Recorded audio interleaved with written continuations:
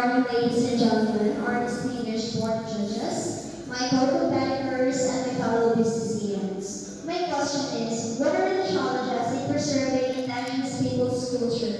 Explain your answer. So for everyone's information, there is actually a law which enforces the rights of the indigenous people, and that is the Indigenous Peoples' Rights Act of 1997, or the Republic Act number 8371. However, the implementation and the enforcement of this law lacks, and it is very challenging because of the lack of government resources, such as the human resources and budget. It is because of the lack of actual initiative and commitment to actually enforce this law. There is also a lack of access to basic services, such as the social, economic, and political opportunities of participation because of the geographical isolation of the indigenous people and their communities, which is inherent to them.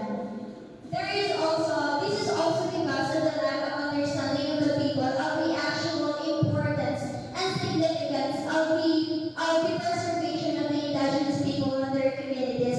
This is because there is a lack of actual education and the rights and the worth of these people. So to address this, we will actually integrate the indigenous people education, where this prevents assimilation. We cannot force indigenous people to turn themselves into modern society, but instead for them to share and preserve their memories, their history, their culture, and their traditional practices.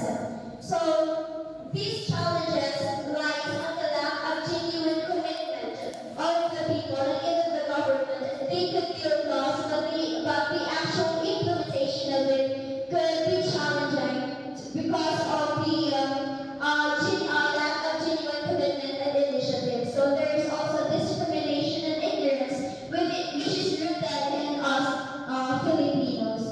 So to address these challenges is to fight for the rights and the value of the indigenous people. And we must always remember that the culture is not lost.